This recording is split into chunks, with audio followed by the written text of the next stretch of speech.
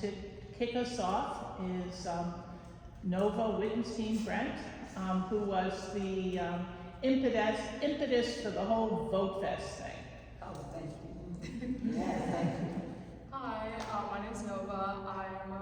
I'm a rising junior at Brent University, and yeah, so I've been doing like voting rights advocacy at my school for the past pretty much since I got there. I'm currently the president of VOTEFEST, which is my school's like nonpartisan voter advocacy club, and kind of like the idea was to bring that same vision like to the neighborhood, like especially leading up to the midterm elections. I think it's really important that people are motivated to vote, like they know they're registered, they know what's on the ballot, and just kind of get people civically engaged.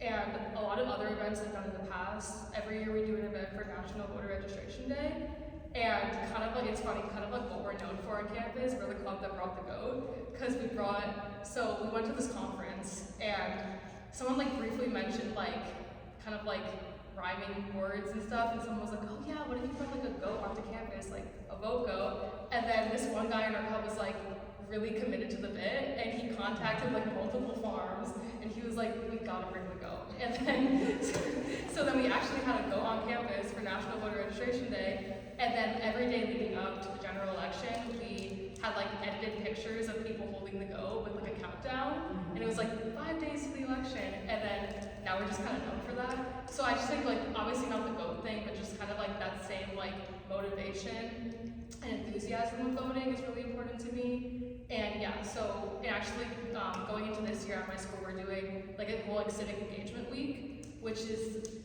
gonna like coincide with National Voter Registration Day. But again, like I just feel like a lot of like the democratic process can feel like alienating, and like it shouldn't really. Like people should, like voting is like, it's one of our core rights like as American people, and I think people should be able to exercise that. So it's a little bit about me.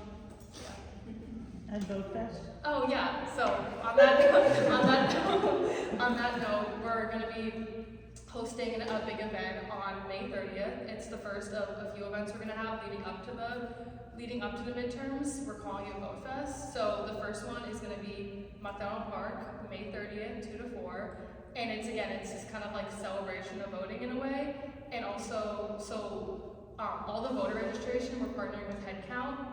Headcount is a national organization that does voter registration and advocacy at concerts mostly, but they've also been expanding into community events.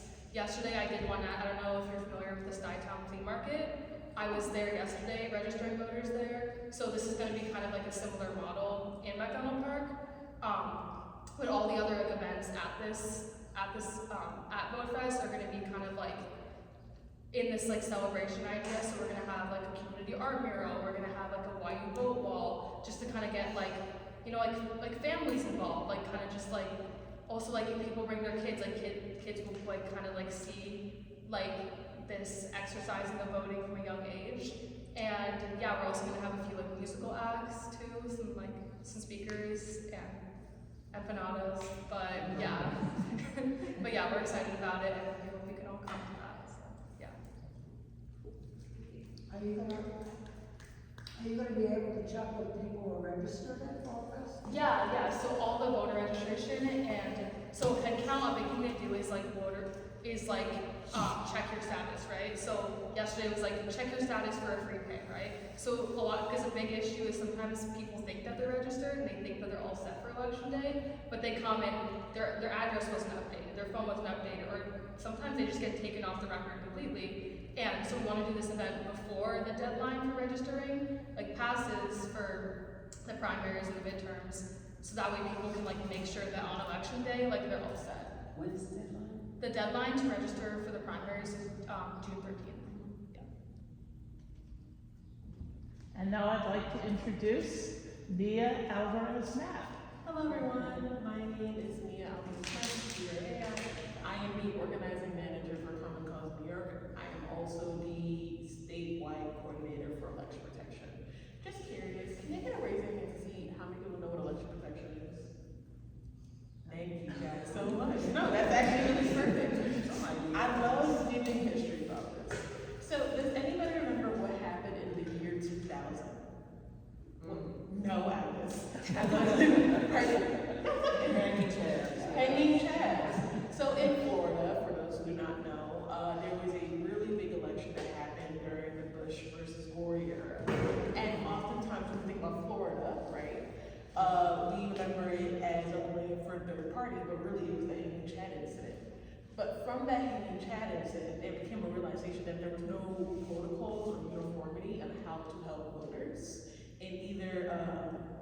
the lack of discretion, the electioneering, the ballot machines that were all being messed up, and that there was really no form of communication that was going on, which then led to organizations such as Common Cause, as well as the Lawyers Protection Committee for Civil Rights, coming together and doing a nationwide program called election protection. So that means from the week before early voting, now officially, all the way up until election day and after election day, there is a hotline, and I want everyone to remember this, 866-OUR-VOTE, that you can call, and it's in multiple languages. I unfortunately do not have all of the numbers, but I know the languages are out there, but essentially, including ASL, where you can call legal personnel or voting rights advocate within our hotline system to make reports of what is happening at a poll site, whether it's be electioneering, whether it's because the ballot machines are not working, whether it's because of partisanship with poll workers, all the various issues that are happening in New York. Here, particularly in New York, you can call that hotline. Now, I know we're all probably thinking about the unfortunate incidents that are happening in the South, right? But I do want to ask this question, I'm curious. I think about Louisiana, particularly with the Supreme Court decision, as well as like Virginia. Election-wise, what is the difference between Louisiana and New York? What's the difference? Besides election-wise. We know the obvious, right? One's in the South, one's mainly run by Republicans, but election-wise, with the safe rails and protections that are there, what is the difference between Louisiana and us? Yeah, exactly.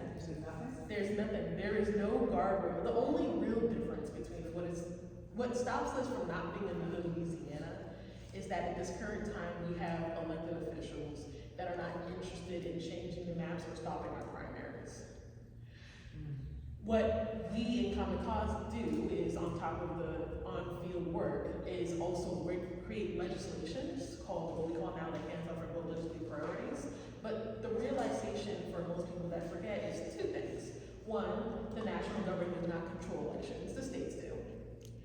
And two, in regards to a non-partisan format for legislative priorities that can be enforced, that would not stop us from being in Louisiana, there really isn't any. And really the big thing, just like Louisiana, that we have is the people power. We all can come together with mass visibility, mass transparency, and showing up for one another, especially in such unprecedented times, to help each other vote and make sure our votes are being counted. So what we have done in New York, particularly because we had done election protection for the past 12 years, but we recognize that election protection isn't as nuanced that reflects the New York of our time, is create a program called Hands Off Our Vote. In similar fashions to Hands Off New York, but in a little bit more extension, because it's not just related in New York City, but also related in the entire state. So what we try to do is train people that look like ourselves, because no one trusts their neighbors than their neighbors, to go out to polling sites and what we call civic proximity. Civic proximity is for folks who either live in the neighborhood, work in the neighborhood, or know that neighborhood like the back of their hand, to create cultural and linguistic nuances to help people understand and help motivate and give people a sense of protection and ease. What we try to do in our election protection program for our on-field folks, which we call poll monitoring.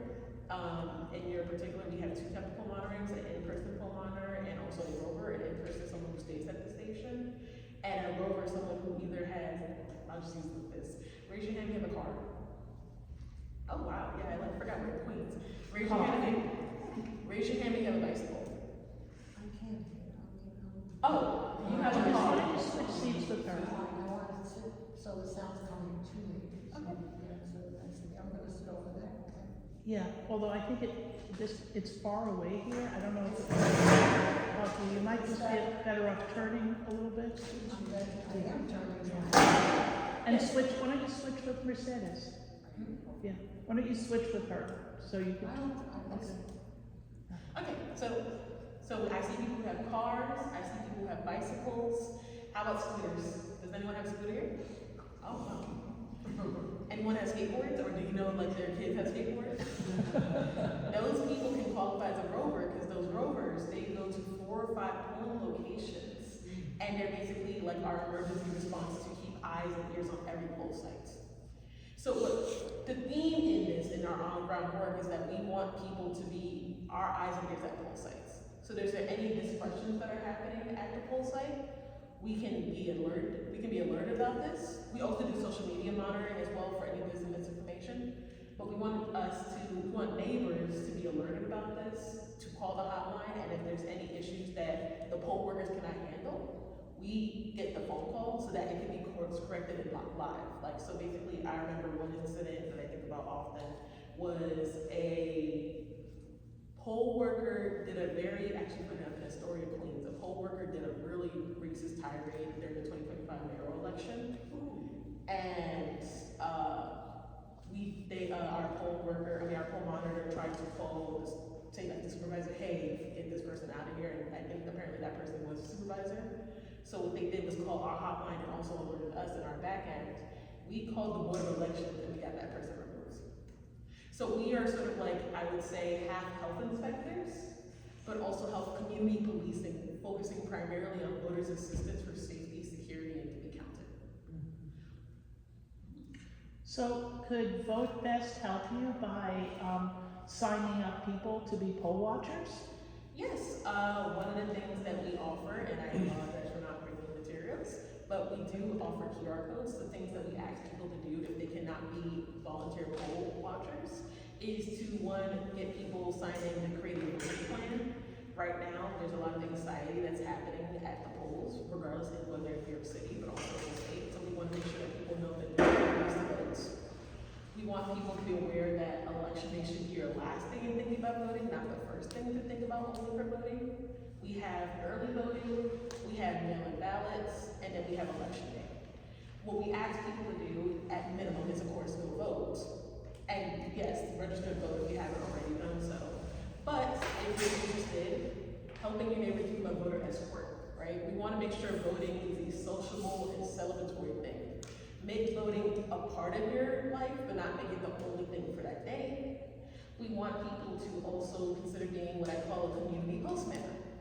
So for those who especially are fearful about going to the poll sites, such as those with mixed status households, or those who are mixed status, like those who are documented, those who are not undocumented. If you're fearful about seeing police or ICE intimidation, or you're just sick, what you can do for your neighborhood is, if you know someone in your area that is doing mail-in ballots and they just cannot go to the poll site or go to the county BOE, you can drop off their mail-in ballot at either the poll site or the county BOE, and without any, you will not get in trouble for that. Same way for voter escort, if you feel compelled to go inside to be a voter escort, you can do that as well. We want to make sure that all neighborhoods are being seen, sound, and protected, and ensure that there's counts. Obviously, our biggest priority is to have people, especially in this neighborhood, to volunteer and become poll monitors in your neighborhood. But if you cannot do that, we understand that is a capacity issue. We do encourage people to show up for the neighborhood as much as possible. Any questions so far? Yeah, so to say that, right, how does that affect voting now? At this current moment, the SAVE Act has not passed in the House or Senate primarily, and it has not been signed, so will not be particularly affected in the midterm elections. Again, also about that is that one of the things that's super important, like I said, is that the general elections, like all elections, primaries in general, are not attributed by the federal government. It can be recommended and like try to be, sorry, let me rephrase that. The states run the elections here. So in regards to how it is enforced, it will be done by state basis. At this current moment in time, the governor does not support the SAVE Act, but that doesn't particularly guarantee if someone loses again. If Governor Hochul loses this year, it can be enforced by other realms. The same way when it comes to redistricting, right? Although we can do redistricting the way that Louisiana does it, as well as the primary being paused, at this moment in time, Governor Hochul has no interest in doing it. Yes. I can continue on if that's okay for folks, or is there any questions? Okay. So one of the things we also want folks to think about as well is think about how you talk about messaging. What we are really encouraging folks to do on top of being more creative in regards to how you get people to go out to vote is also think about how you talk about voting. How often, and I can say this again, raise your hand if you hear the saying, this year's election is the fight for our lives. You see, I hear some smirks and laughs because you know, yeah, you hear it so often that it becomes less and less true, right? I ask this funny question, even more funny question, and I say this. Who was Hillary Clinton's running mate in the 2016 elections? Oh, look at you. All minorities. Just remember that. You see what I mean? Like, it comes back to this fact that we try to give people reasons to vote, which is valid and granted, right? Voting, you can have many reasons for survival, for resistance, for community actions, but whatever reason in which we try to force folks, it also gives people reasons why they should not vote, right? The reasons of we try to vote against somebody. We try to vote because it is our mandatory duty, right? It is to defend democracy. But with all these connotations, it comes down into a more demoralizing factor, especially, and this is again this isn't my nonpartisan approach about it, but sometimes people just don't like the candidates. And sometimes people don't understand their rights in New York as a whole, right? Most people don't realize that every county in New York State follows the same election laws. So that means your election laws follow the same attributes if you were to go to Buffalo or Syracuse or Massachusetts. People don't know that. So a part of the motivation not only is to find better candidates, but in a nonpartisan lens is to find motivations for people to know their rights. What you don't know is you don't know. And if you allow the complicity of actions of people not knowing your rights, you tend to fall victim to be more demotivated. Most people don't realize that, I think about it like this. A lot of the actions that are happening in the South will not stop people from going to vote. It's not barring people from voting. What it's doing is demotivating and causing intimidations. Everyone in Louisiana or Tennessee or Virginia or Alabama still has the right to vote because they're registered. But what it does do is basically create more confusion and say that people, and because they don't know their voting rights, they feel less empowered to go out and think it's not worth it. I think about actually what happens in Buffalo. We had an incident in Buffalo that was like a bunch of hate caravans that were riding around black and brown neighborhoods and polling sites. Long Island and Sunnysbrook University. There was this one really unfortunate man that made claims to all these various students to say that they're ineligible to vote because of their residency, which then when they went to the poll sites, they were told your vote is being challenged. Please sign this challenge oath, which then again, and for those who don't know what challenge is, it's like, okay, I'll think about this. How many people are here? 1, 2, 3, 4, 5, 6, 7, 8, 9, 10, 11, 12, 13, 14, 15. 15 people, I can go to the Queens County's Board of Elections anonymously and say, I don't believe any of you people should vote because I think you're ineligible. I make that claim. And then so when you guys all go to the poll site, they're like, hey, your vote has been challenged. Sign this challenge in order for you to vote. It may sound like it's like a whatever, it's like a no big deal for some, but for folks who do not know their voting rights, that's a huge intimidation factor. And again, creates this demotivation. So what we try to do in this long run is, again, really inform people's rights. Really get people to understand the things that they can and cannot do. And then also the fact that we recognize that oftentimes county board of election makes mistakes. As Nova One said, there's this thing called voter purges. Brooklyn had a really huge voter purge in 2018. Voter purges is when people are considered inactive because they're either, people believe that they're dead or sick or whatever. And then they get taken off the voter rolls. And then some people don't realize until they go to the poll site that essentially that they weren't even on the rolls because they were considered inactive. So then you have to redo it all over again. That sometimes the lines are so long because the polling locations are very narrow and then also machines don't always work. So what we're trying to do in this conversation is convince people to learn how to talk about voting outside of the generic, it's for your rights, it's for your democracy. So some ways that we ask people to do it is, funny enough, don't mention democracy. We ask people to look at it in a community power movement, saying that the only way in which you can show up for other people is if you want fair and free elections, instead of even thinking about fair and free elections, you want your voice to be heard and you want your community to be heard as well. ways that we're asking people to show up for one another in regards to democracy and elections is, instead of talking about what's happening nationally, which is important, we want you to know that there's already people doing behind the scenes work in the states that are constantly creating more guardrails. We want you all to know as well, when it comes to voting and intimidation, is that the only way we can stop intimidation is if we create clarity from the confusion and if we show up for each other. And then finally, one of the things that we also say to folks is, if you are concerned about elections because, for lack of better words, the president right now is crazy, what you can say is, he can't stop all of us. If we all come out and create mass visibility, mass mobilization, especially what's gonna happen in the South. And I really think personally about the South because my family's from Louisiana on my mom's side. Nothing makes any Southerner mad and then tell them what not to do. New Yorkers are the same way. New York power is the fact that we're built on defiance. We saw what happened in the Knicks when Joel Embiid said, "Don't show up to the Sixers," and then all of us came like as a pilgrimage. You gotta have the same energy for the polls. If we all show up together and we all talk about it in ways in which we can support our communities, even though sometimes I know some people feel like the candidates right now are lacking ideal, but if we all show up and have that max visibility, max turnout, we're able to motivate ourselves to keep going so that we can be able to not look at voting as a one-time thing, but constant. Reminding people that there's an election year every year. Reminding people that there can be joy in voting. And that also we should not only just consider voting when there's a crisis. And that voting is a one-stop shop. Another thing that is really important that we want everyone to remember is that these elected officials are not here to be your employer. We are their employer. And voting is a performance review.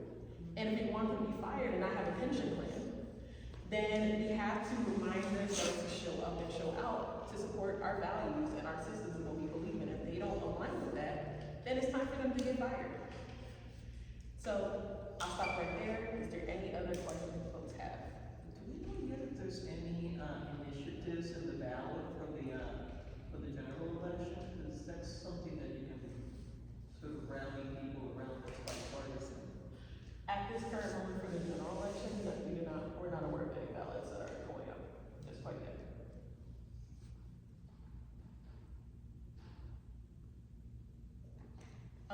Yes.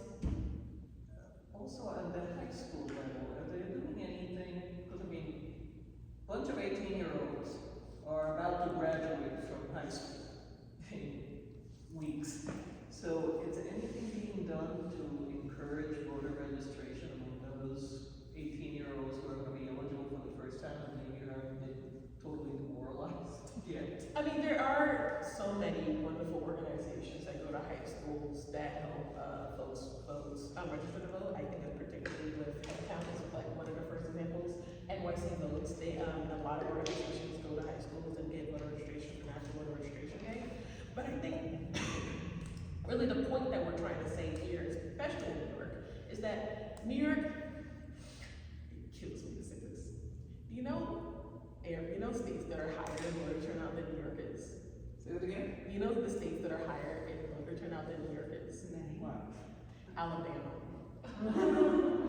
Alabama has a higher voter turnout than we do.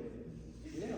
We are in the bottom tier, Oh, no. in which even places like Florida is higher than us. Florida has better election laws than us, and that disgusts me. But because we live in the Democrat, we live in the Republican, the rest of the country. no, but that's sort of the part of the conversation and the larger scale of conversation. We cannot, us as New Yorkers cannot take for granted that we may live in a bubble, right? We forget that we were blamed in 2022 for losing the House seats. Oh, that's right. Yeah, 20 years ago, we had a Republican governor, George Pataki. Kathy Hochul, actually, in that 2022 election was only 4% away from losing her seat against, I forgot, Lee Selden. We don't have a voter registration problem in New York. We actually have a really good voter registration turnout, actually. Our ratio is really in the top 20. We have a voter turnout, which means it's mainly to the voter demotivation. It's the complicity of believing that we're safe. It's believing that my vote doesn't matter, that the powers that be will always do the same thing no matter who's in office, right?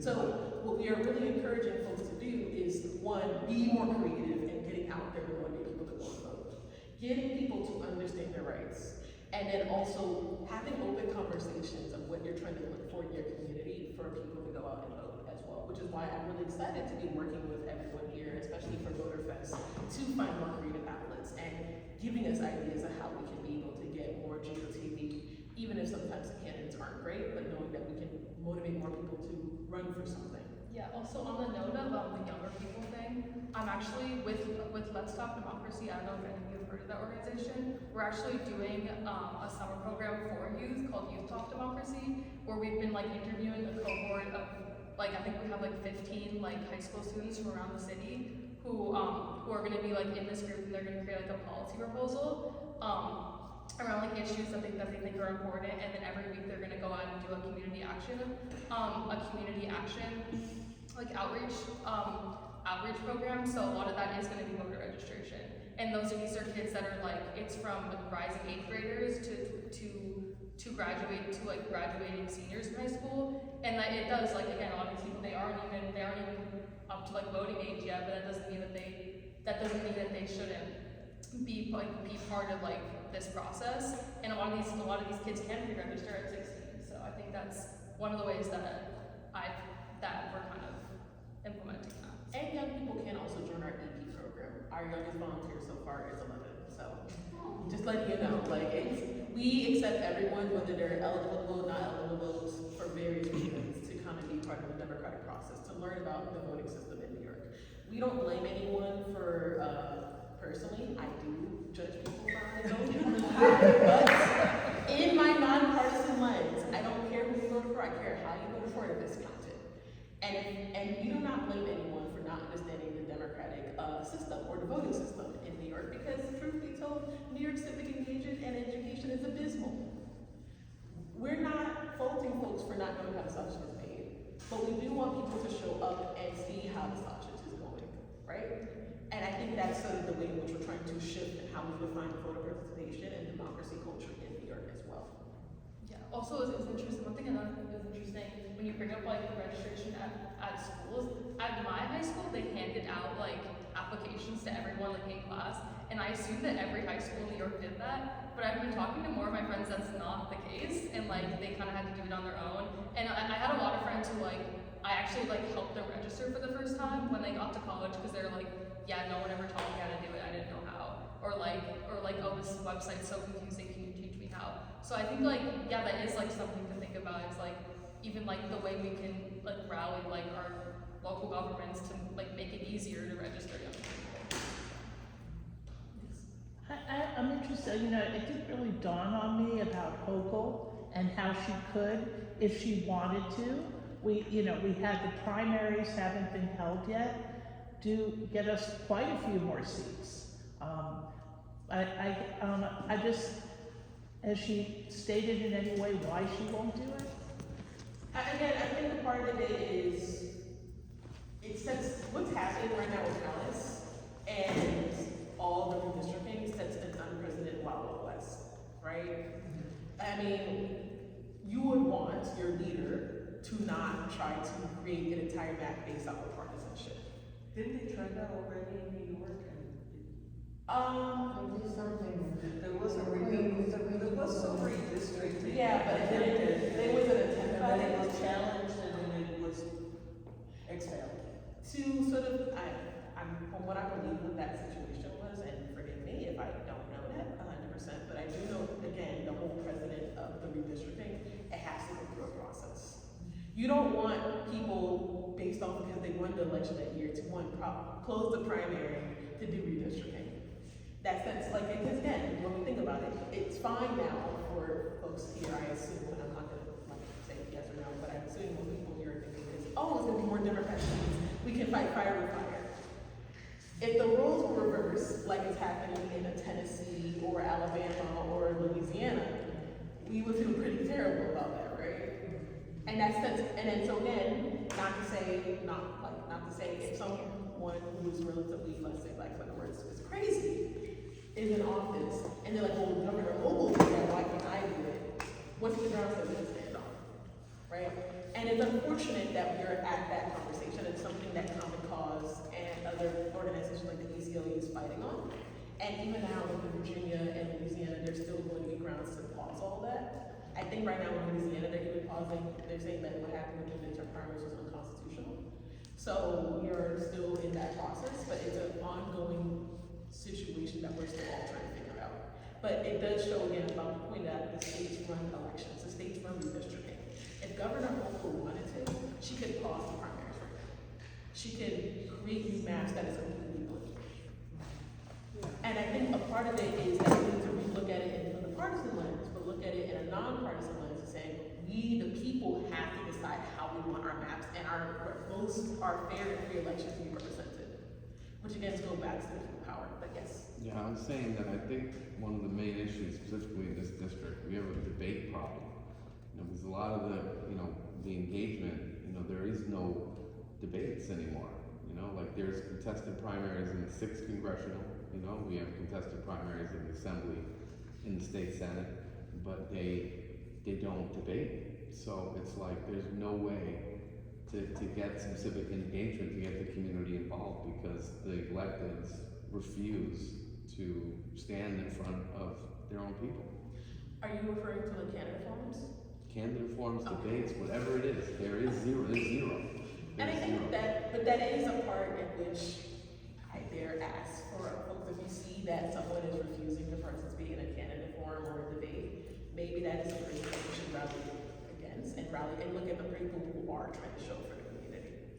And this is the part where I'm saying is like, what we are asking you all to do, and I ask myself this all the time, is how do we push for people we want to vote for?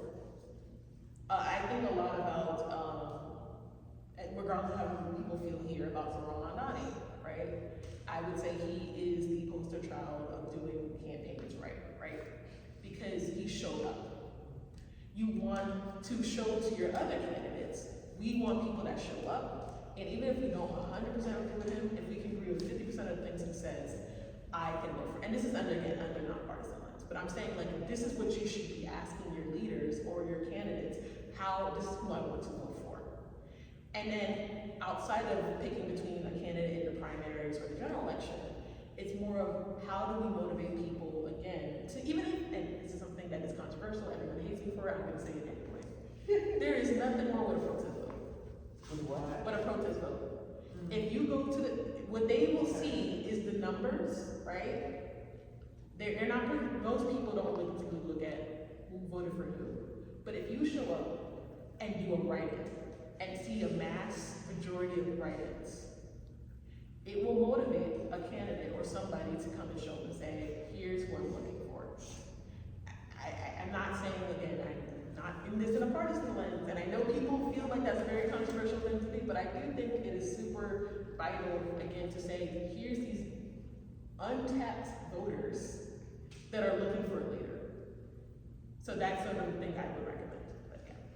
But I think the reason people object to that so much is like looking at this election. I think one of the reasons Hochul doesn't have to play to her base and do redistricting is because who are we gonna vote for? Blakeman? So she knows that her base is built in and can't go anywhere. So now she's playing to the independents that might not fight. So and as far as that election, I think it would just be really dangerous to put in a protest vote and risk ending up with Blakeman. I think the protest votes kind of got us Trump, Well, I would slightly disagree with that. I would say, and this is me on my more academic flow, because I also do work on voter behavior and political theology outside of my work in Common Cause. When we look at the Trump versus Kamala Harris, there wasn't really as much protest votes as compared to people just didn't show up, right? It just happened to be it's not my own opinion, this is again from what the general consensus has been, it was the worst versus the worst. And one worst just had a little, like, had a few more votes that just came out to vote. And there was people that generally felt that she was not motivated, she didn't motivate them enough to go out and fight for it. So even in the risk of having a possible Trump, just was like, what made her different? Again, this is going back into why we need to rethink about how we define voting participation in democracy culture, right? Because what happens often is that when people, for every reason why we should go vote, you have people, so many people, that give motivations to why they did not go vote. The 2024 election was considered probably one of the lowest turnout votes in presidential history, right? That wasn't because they went out to do a protest vote, it's because they just didn't show up to vote. And a part of that comes down to people are sick and tired of voting for crisis. They don't want to vote against someone, they want to vote for somebody. And if we can put it in a localization context of like how New York City, who's notoriously known for general elections to have a low voter turnout, had the highest voter turnout since the 1960s because because they had two candidates that were motivated people to go out and show up to vote. I'm not saying this is how you should get candidates, but I'm saying in regards to part of both of their candidacies that they did really well, both Cuomo and Sliwa as well as Mandani, is that they got their bases to know what to do to the polls.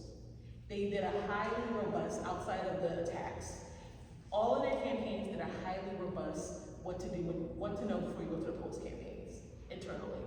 That they spread with their organizers, and that it made people should be aware of like what time the poll sites close, what time, where their polling locations is, and to check if you're an active voter. And on top of all that, all three of those campaigns worked with the 866-RO hotline to, in case if there was any incident that they, in a partisan lens, cannot handle, they called us so that we can get it course corrected. But this again goes back into the whole conversation of like, it cannot be looking at one candidate, it has to be the entirety of the voting process. That is what I would argue in regards to the protest vote. But again, I understand that there's difference and it's controversial. Because, now that we're talking about this, like, the upcoming election between Hochul and Blakeman is kind of scary. Because, I don't know anybody that's thrilled about Hochul. So it is one of those elections where people have to come out and, and hold their nose and vote for someone they don't care for that much, because to avoid Blakeman. And will people come out? So how do we motivate people to come out for an election like that? Well, I can't motivate people to pick one candidate. No, just to get the turnout. But again, I think this is why I would say we shift messaging and conversations about democracy. It's an exercise of practice saying, do not just vote this one time and then sit out for the rest of the 4 years. Re-look at knowing your voter rights, looking at that there's more than just people on the top ballot, there's people down the ballot. I think one of the most important things as well is we gotta look at the localization. A perfect example, most people don't realize during the 2024 election, there was also city council races, I believe, that a lot of people lost their seats, a lot of state assembly people have lost their seats, a lot of state senators lost their seats. So looking at the whole scope of that ballot, and again, reorganizing our conversations of do not vote based on a crisis, they vote because it is an important part of your practice as a citizen in this country. But also at the same time, think about who do you want your leaders to look like? And why does that matter? Because again, if people see there's a mass turnout in certain areas and neighborhoods, then candidates tend to be more motivated to go run for something because they're basing it off of your political values. I think oftentimes when we think about voting behavior, and this is something like, as a matter of fact, I'll give you a little tidbit. Let's look at Pennsylvania for a second. Why I got motivated to work on voter behavior in Pennsylvania was because I was doing work in Amish country. That's Lancaster, Pennsylvania, for those who don't know. Amish people do not go out to vote.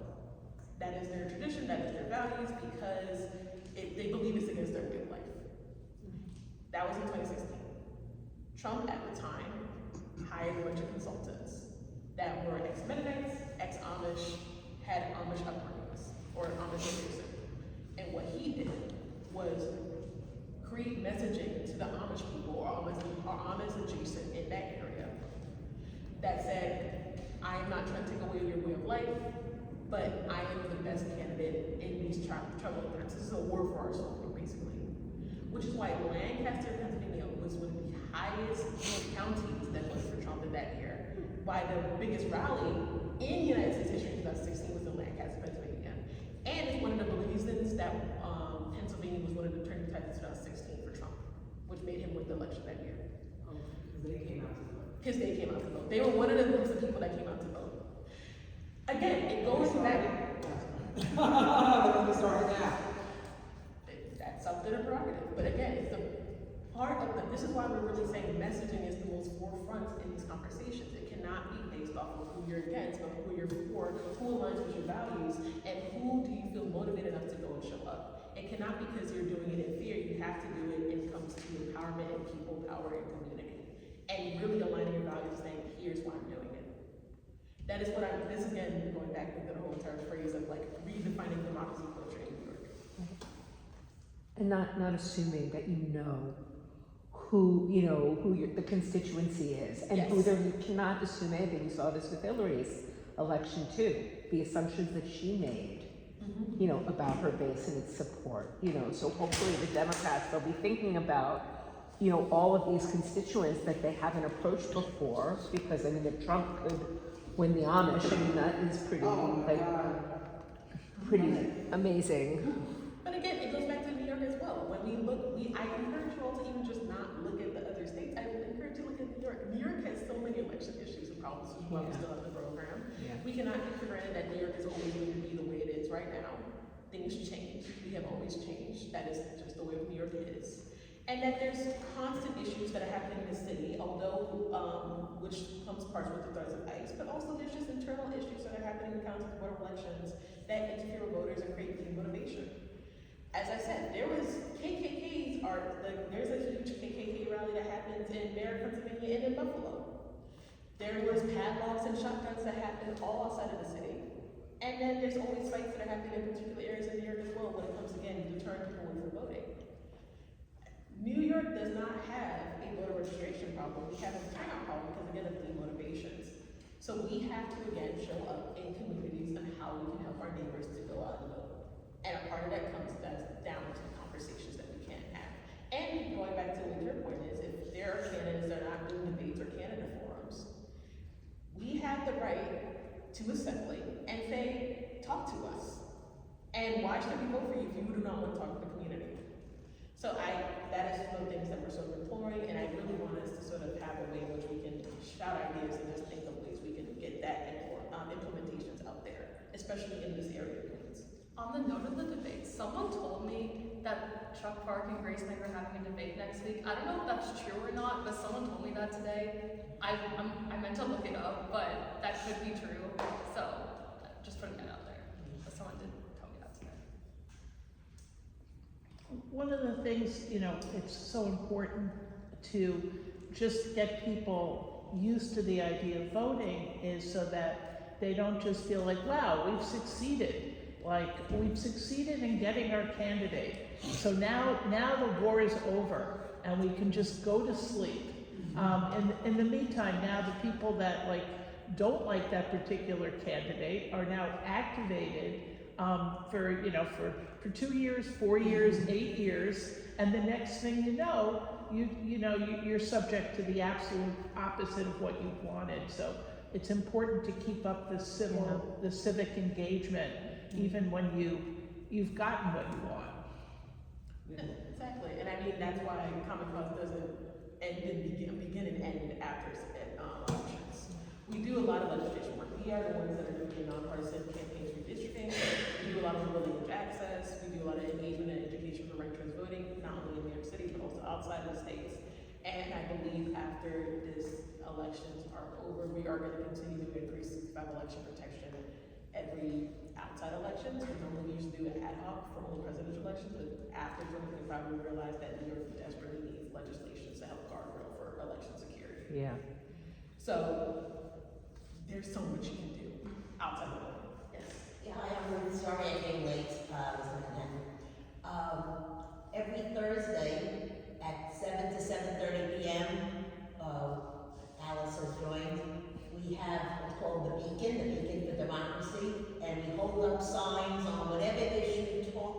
you. And there are so many issues now. It's a multi-faith, bipartisan effort.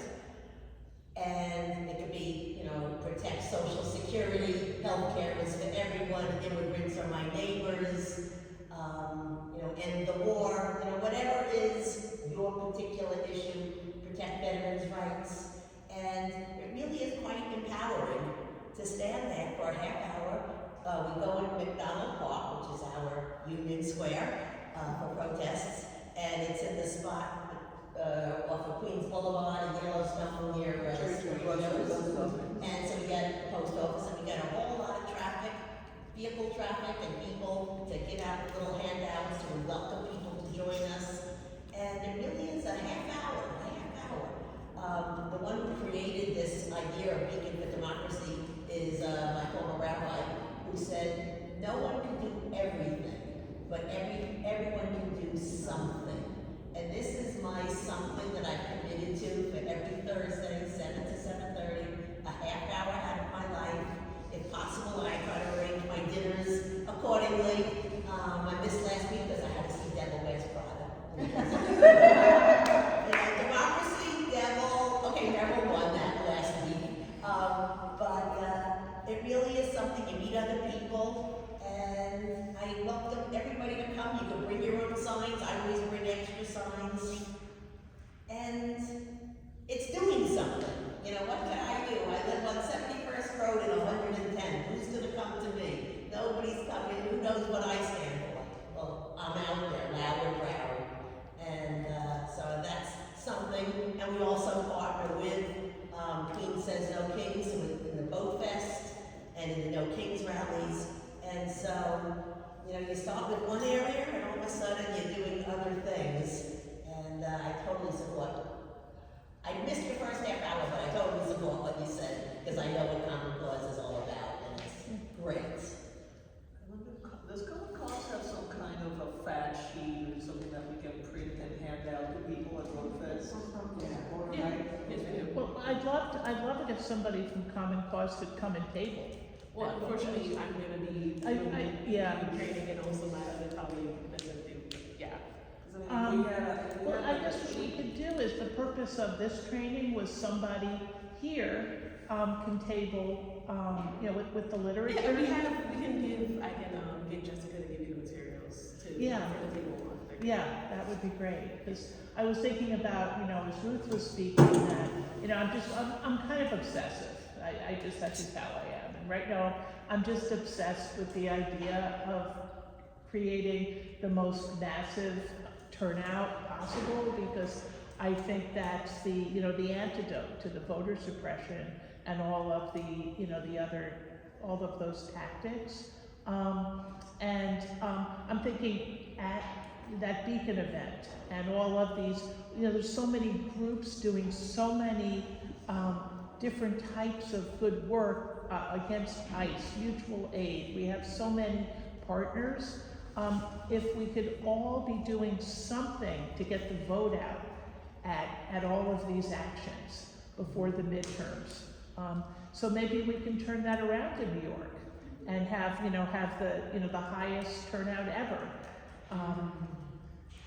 I would even say the primaries should be the first target in June, you know. Well, it is. That's why the VOTEFEST is on May 30th. Okay. The primaries So, are the first. because I mean, there's also very local issues that, like, there's one issue in particular that I believe is under the radar, which is this Metropolitan Park Casino, that while it appears on paper, they've got their license and it's going through, it's delayed 5 months. There are lawsuits in court trying to stop it. There's community engagement. Stephen Cohen has gone out of his way to, his sense of community engagement is holding meetings during the day when people are working or not including any information that it is a mega casino that's going to be built on public land. So I think if we can rally, this is something I went to a town hall on yesterday, about this, is that next Saturday I'll be in Flushing Meadow Park handing out literature. Jessica Rojas? No, not Rosario. Oh, it's a different Jessica. Jessica is, she's. Oh, Rojas? No, it's the other Jessica.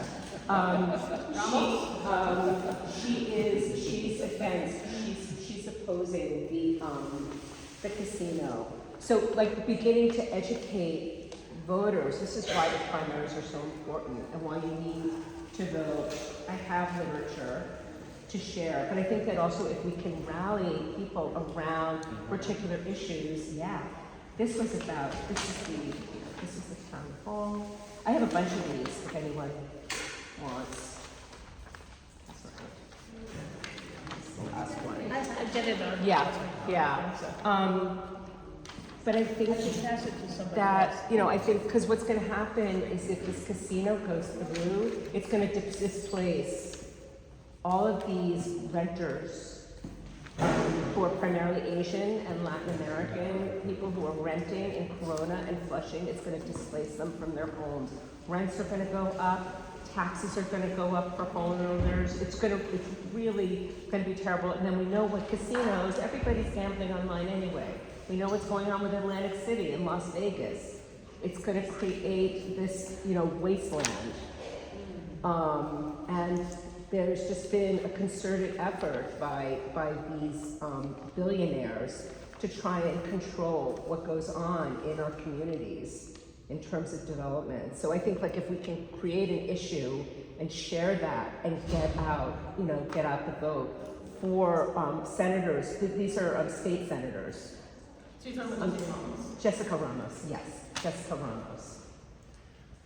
I think that the issue is so important. What I love about fighting the casino is that I love the idea that they invested so much money in developing this and they think it's a done deal. And if we could succeed in thwarting it, less developers might try to pull this going forward. Yeah. You know, I mean, because they're, you know, we're hitting them in the pocketbooks. They just wasted a lot of money on this. If we could pull it off. Exactly. And Hard Rock, you know, they could walk away and then it would completely fall apart. You know, so I mean, it really, you know, we do need to keep the pressure Hard up. Rock? Hard Rock Cafe apparently is the one who would be running the casino part. Hard Rock Cafe.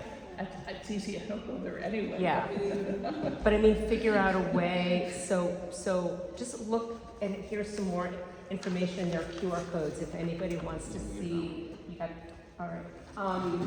I'll just go on. In terms of like voter rights at this moment in time, you know, like I think it's so important, the effort to increase voting, and I'm so excited about VOTEFEST, and it's so sad to hear that New York voter, you know, that people don't vote in New York the same way they do in so many other places in the country. But in terms of right now, and when we think about voter rights, are there certain things that there is a concern about, like with regard to ICE or polling places or anything like that we should be particularly aware of and like spread the word about? At this very moment in time, we believe in collaboration with our various legal defense groups that ICE will not be as frequent as the polls outside of the times that they already are. So they're going to still be here, but they're not going to be like surrounding the polls causing intimidations. What we are concerned about is the amount of challengers and as well as, I would say, aggressive canvassers that might come out from particular candidates, and which we need to have more on-ground presence as well as any mishaps that might be happening at poll sites. Challengers and aggressive candidates at poll sites. Yeah, so just to explain what challenging is I can make an anonymous claim to say every single one of you here are ineligible to vote. I don't have to say my name, I don't have to give my identification, but I'm saying I don't think any of you guys are qualified to vote because you're not residents here. In which then you will not be informed. And when you go to the poll site, they're like, well, your vote has been challenged. Please sign this oath to say that you are saying who you say you are, and then that's when you can go vote. So that might be fine for some people, but that's extremely terrifying for those who don't have an understanding of how voting works. The same way in which particular candidates, in the primaries that I think about as well, because we're working getting started in the primaries now, there might be very hostile canvassers and people at certain poll sites that have one preference for one candidate or other. So we'll make sure that the folks are in those areas there's no misinformation being spread on social media about going to the right place or not encouraging people to vote. Those are our big concerns. Yeah. Right now for primaries, general election, that might be a different story, but we are creating scenarios for those as well. So you have attorneys Yes. that are available on call. Yes. We work very, our hotline is run primarily with the New York Bar Association as well as the Civil Protection, the Lawyers Committee for Civil Rights. Yeah, well, I would like to get that information, you know, with full transparency, like I ran for office. Well, you can go on our line. What's your name again? You look so familiar. Yeah, John Ronaldo. Johnny.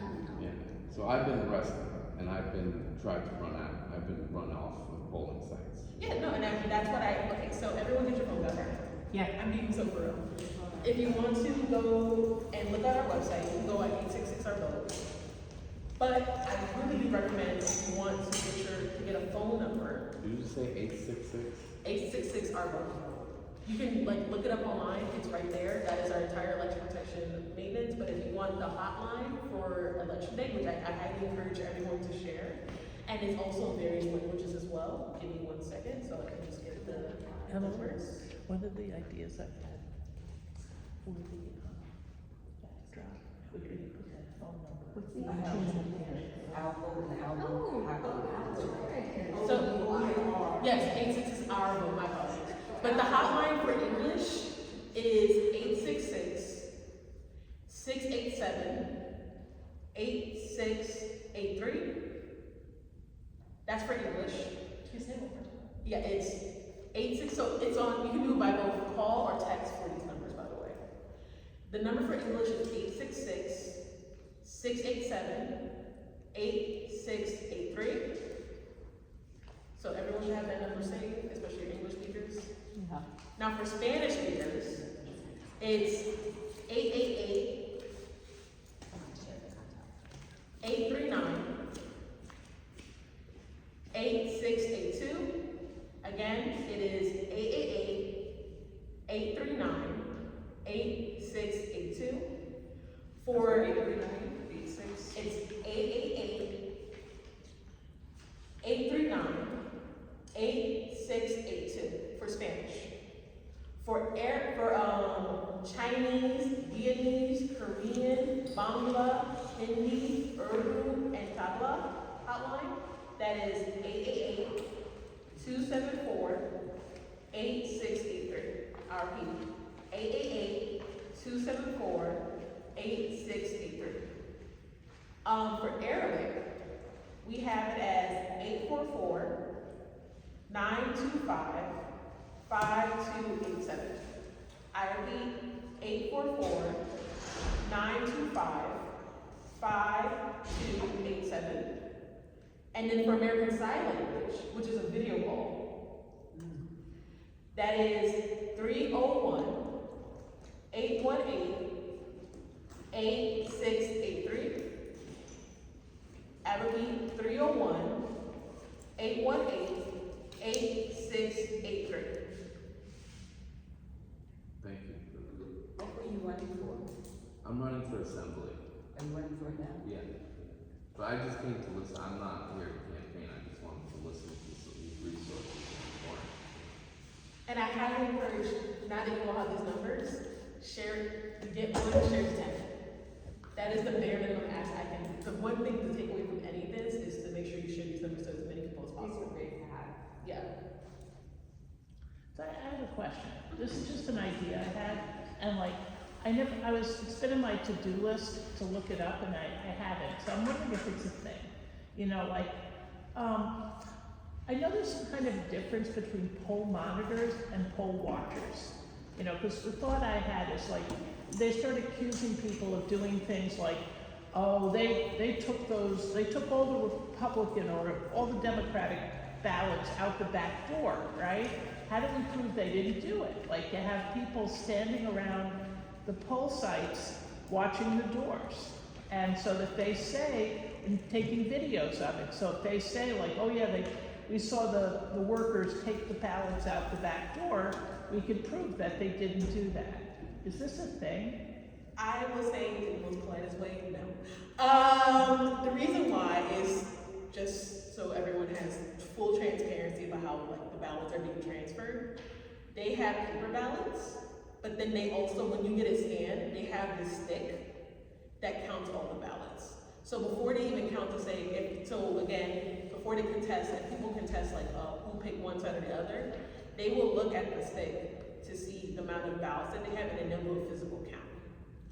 And they have outside, when elections are over, they have, again, nonpartisan counts watch from both sides, as well as an independent that looks and counts at all the ballots and then officially do the tally. So that's not particularly a problem, but if there is a part where you feel like making sure there's no indiscretions of like ballots are faulty, machines That's what are. I'm saying, where they're Then- accusing people of, workers are doing things, and it's not true. And so that is not true, but if there is people that want more assurance to make sure, that's when we highly recommend you become a poll monitor with us, so that we have certification, that we're seeing that we're nonpartisan, to go inside to make sure that there's no funny business that are happening at the poll sites. But I do want to be very clear about the difference between a poll worker, a poll watcher, and a poll monitor. A poll worker is someone who works in the Board of Elections, like they get paid, they do all the trainings, and they work directly at the polls. A poll watcher is someone from either the Democrats or Republicans that are allowed to go inside to, again, make those accusations, to make sure that their sides are okay. We, as a poll monitor, we are nonpartisan, so we have no skin in the game from any side. We are 100% there just to make sure that voters are being assisted and to see if there's any interference that are happening at the poll sites, to call our lawyers, because again, one of the things that we do is that we're a watchdog. So we're a watchdog for the poll workers. We're also a watchdog for the poll watchers.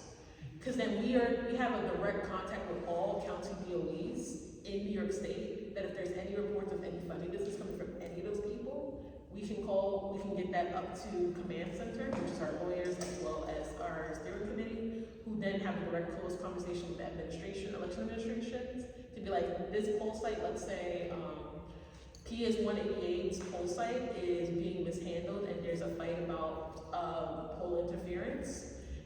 So please be advised, please manage that, and then this is why our poll monitors are really important, because we're on the ground and we're recording and watching all these discretions that are happening. So if people are concerned about that and they want to make sure that there's some transparency clear, we highly encourage that you volunteer as us to be a poll monitor, and then we can assign people to direct shifts in the poll sites. So I think that's a very important thing we should do at VOTEFEST, is sign up poll monitors for Common Cause.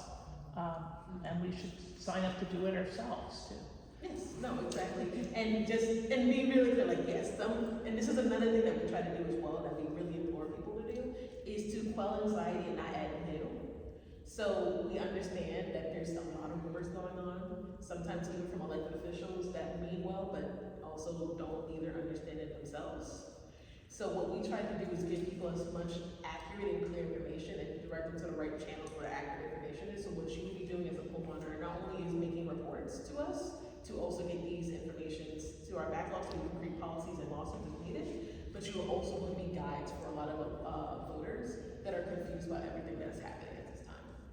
And that's why we also have in-person monitors and rovers, but we also are doing a social media monitoring as well, because there is a lot of misinformation that's happening online that we try to create counter narratives for, that shows them the accurate information to the right places. Because unfortunately at this moment, Board of Elections are not great with PR. They won't defend themselves. So we are the ones that sort of make it very clear, like, this is the information that is going, and here's the sources and sites that we give. Where would you predict, like, there could be problems at the polls? Like this particular neighborhood, I've been voting in for more years than I'm gonna admit. And it really seems like the vote, like here, is very, very chill. Like I've never seen any kind of a problem or ever heard about one.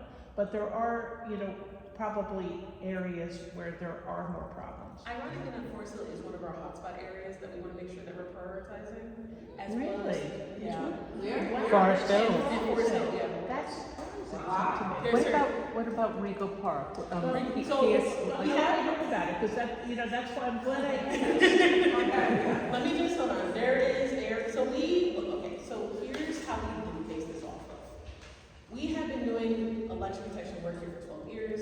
We collect data in regards to patterns patterns of poll, like, we're not collecting data of like voters, we're collecting data from patterns of areas that have intimidating hotspots for whatever reason. There's aggressive canvassers, the machines are faulty, poll workers are considered, are doing some discrimination.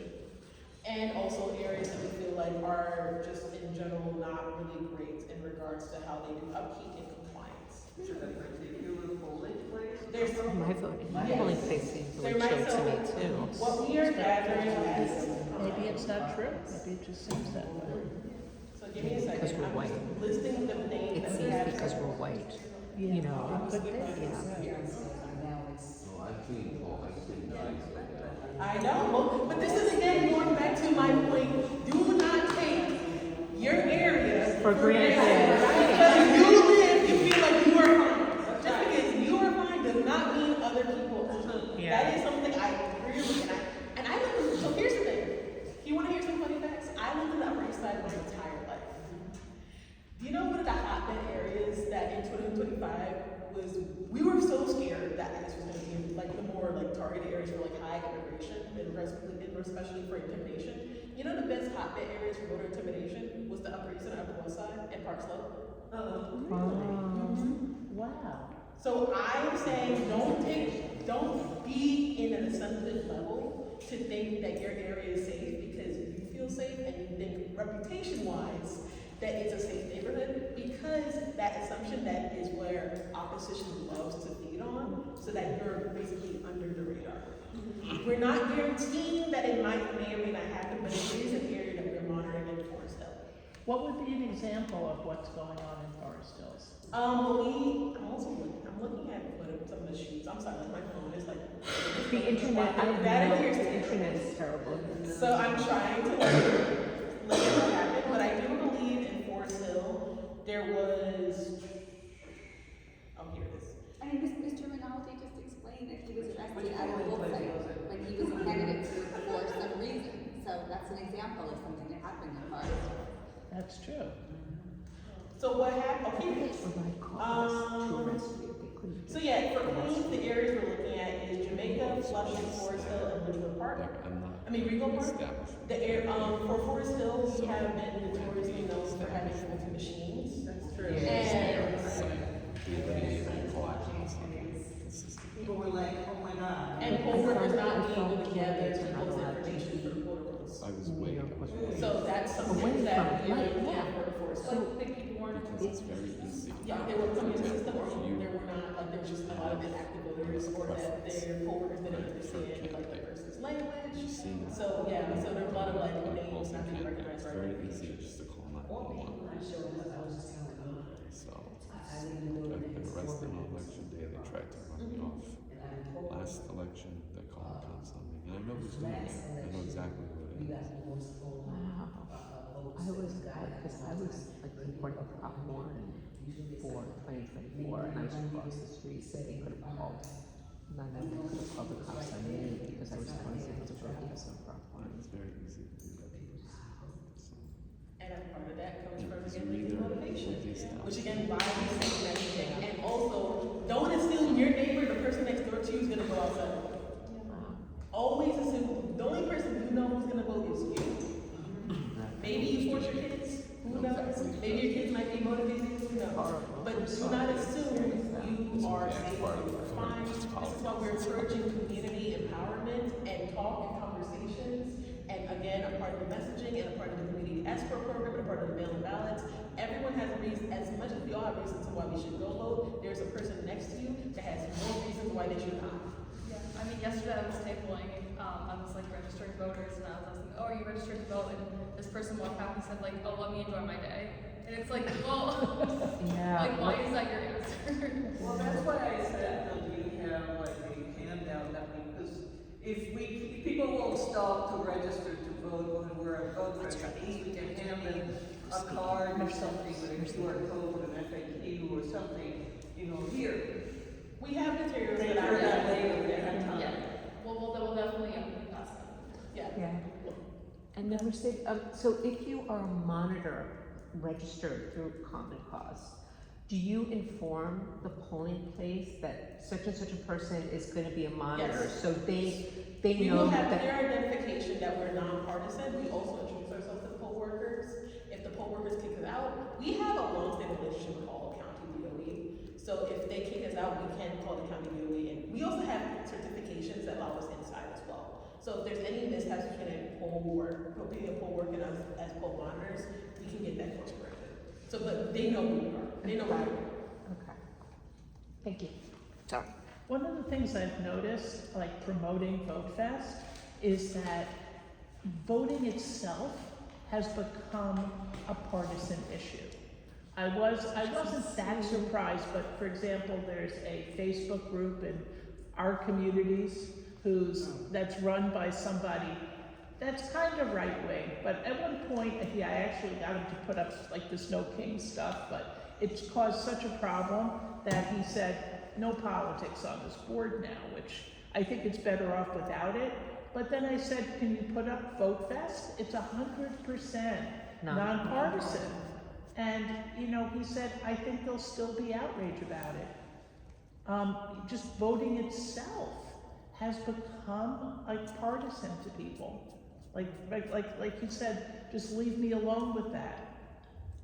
Which again, How do we counter that? and I will beat this dead horse until we go until that horse becomes good.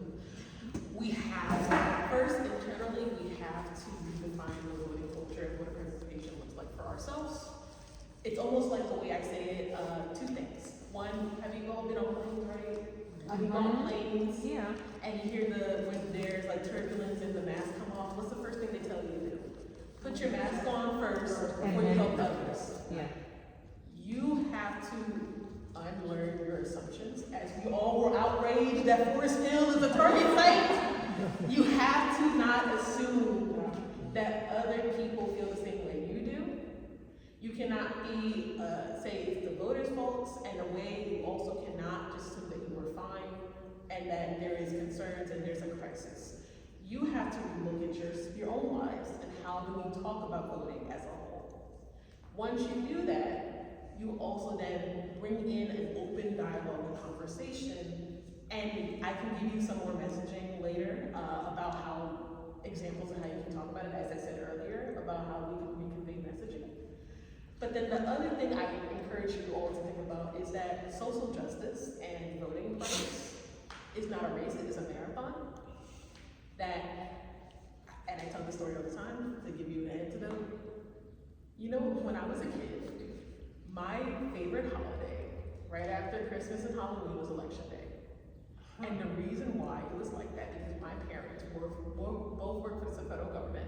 So I would wake up and we had this big breakfast, we'll have decorations in the apartments. I debated my parents about what candidate they're voting for, and they had to justify their reason.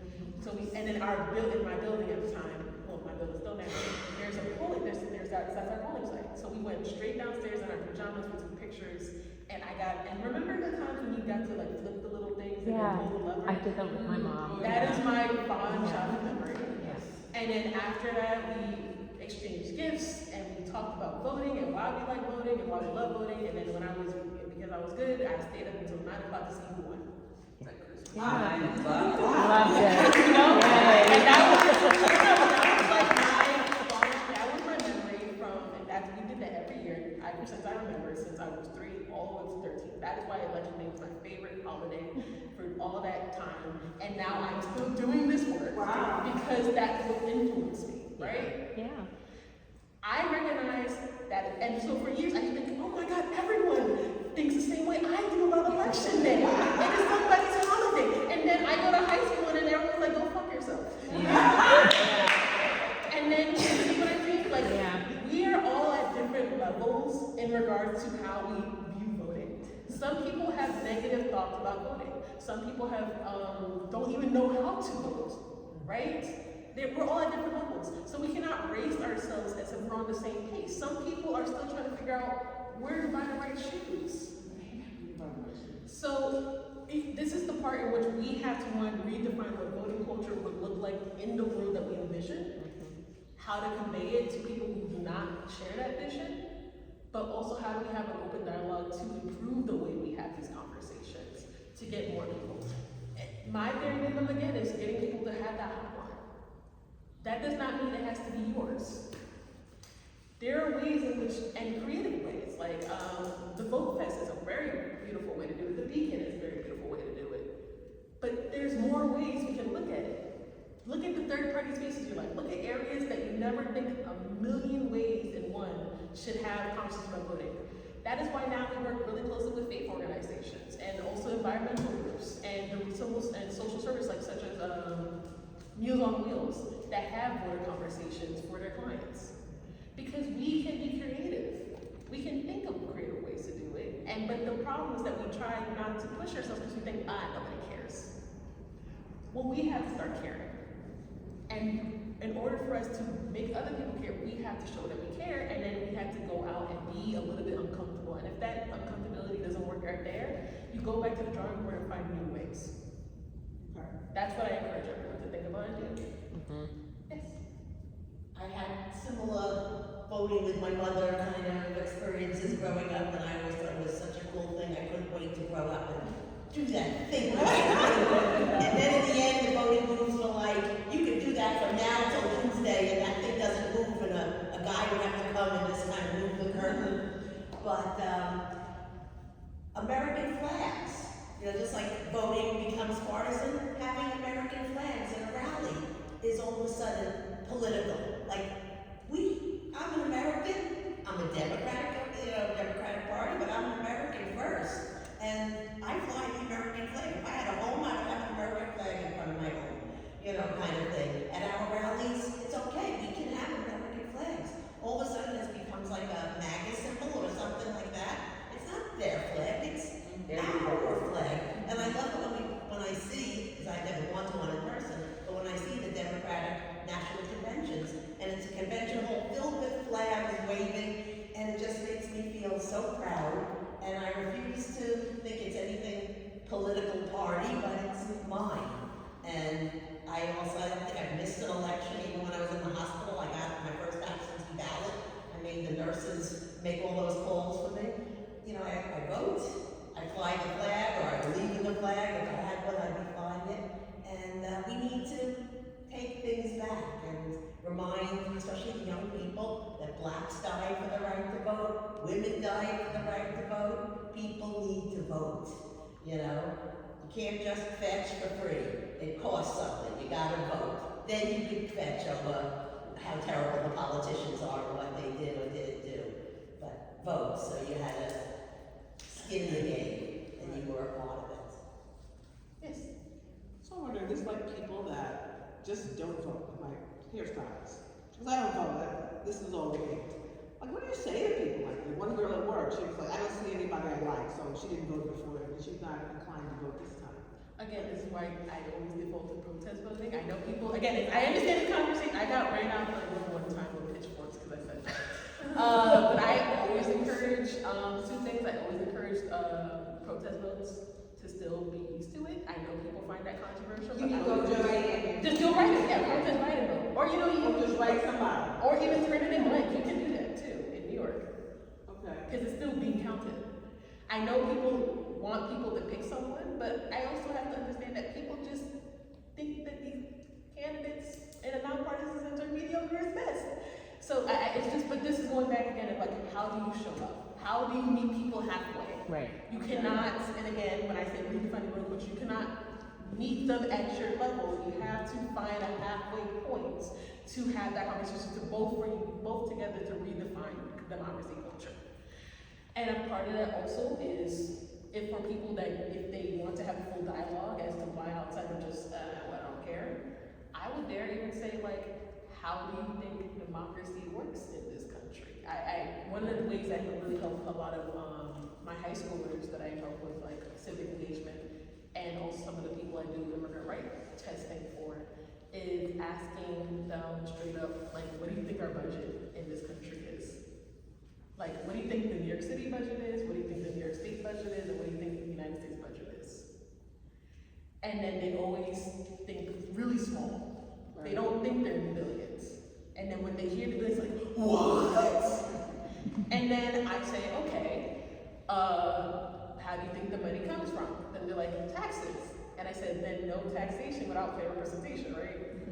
And then that sort of opens up that bigger dialogue. I mean, sometimes, So, I have to know what you're saying. I need information. I mean, like, I was like, okay, so everybody say that. I mean, but no, but this is, but don't follow or emulate the things I'm doing, right? Okay, I'm just saying, it's like some. But like in a reference, Yeah. yeah, but like in a reference that I always use is people inherently, and this is also another controversial thing, is sometimes you gotta peek into people's self-interest. And the self-interest angle is when I talk about taxes. Because again, people always complain about taxes, right? All the time. Even if you believe taxes are for the good or taxes go to evil, when you talk about taxes, it's like, well, who determines taxes, right? The elected officials. Well, who decides elected officials? I do. And then, hold a more open dialogue about it. And then they're like, well, what about the electoral college? I'm like, well, they still have to be picked by someone, right? It's like, you just have to, again, recognize, and I say this again, why I understand why some people don't understand what's happening, because, again, civic education is dead in this state. You're probably someone's first time having a civic education conversation. You cannot assume what they know, you know, and vice versa. You have to be a little bit more gracious, and I recommend this, even if you had this conversation 1,000 times, you have to be a little bit more gracious to know that you are an option to have a conversation and dialogue. That is what helps motivate more people to register to vote than you're just giving them like a reason. Because like I said, for every reason you give them, they find a reason to not do it. And it's a very hard conversation. It's a very uncomfortable conversation. But it is something I implore you all to think about. And you guys all hear me say this and think, she doesn't know what she's talking about. And that's your right. I'm telling you what works best for me. I'm telling you what works, the model I follow. But you all have to make the decision if you want to, again, be a part of a culture in which you define voting representation and democracy.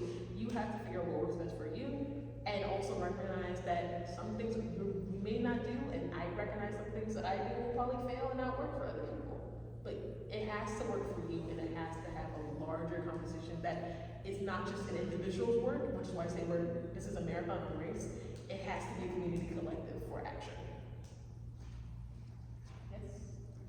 I know somebody that, this is probably hopeless, but that has so many opinions about politics and politicians and government and talks about this stuff all the time, but refuses to vote because he may get called for jury duty. I mean, they're gonna get called for jury duty regardless. Because it's like taxes. It's taxes. You're called, it's related to filing taxes, unless this person doesn't file taxes. He does file taxes. Well, he will get called for jury The minute duty. you put your name to the government paper, you're called for jury duty. Like that's There's that, that jury duty, the roles of jury duty are all based on the voter. Maybe he's not paying his taxes. What? Maybe he's not paying I his happen taxes. to know for sure that he actually does pay his taxes. But I would say, did he register to vote? No, he doesn't Does he register to drive a vote. car? Does he have a driver's Like, license? did he put his name on government? That's it, that's the voting. Like, if you put your name on governmental paper, that Yeah. you're already qualified for jury duty. There's no way getting around it. Well, I'm just gonna send him this video. I mean, if you're trying to get away from something, the government will always find you. But that's a possibility for the social media. People need to know this. Social People media think response. that's very useful information to let people know that if they're like avoiding their civic duty for jury duty by not registering to vote, that's just That's a good. not gonna even do any good. That's a good. You know, That's a good. It's a and- bit of misinformation. And no, that's And then he or she will be up Schitt's Creek, because when he, God forbid, is in a court case where he's suing someone for injury or whatever, a jury's gonna need to be selected, I mean, it's, Yeah. How old is this person? This person is the same age as me. Wow. So he's not an 18-year-old, he hasn't been called for jury. I don't know, I'm not currently on great terms with this person. Yeah, but, I mean, they get me every 6 years like law. They used to get me. So, But on the that 30th, could we're be a gonna be good- registering a good people bit to of vote. Can we misinformation register to people to address vote on the social 30th? media. When we're doing That's the absolutely the core Social part of media. it. Next to the video. You know, I had a presentation, but I realized that you guys, so that's on me, but I do know,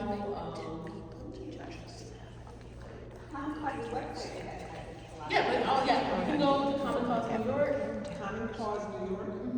or you can go to the election protection, and they have all the information that we have. I can also give you, you know, you have the email, right? I can give you some additional materials that, yeah, we'll send them a follow-up email.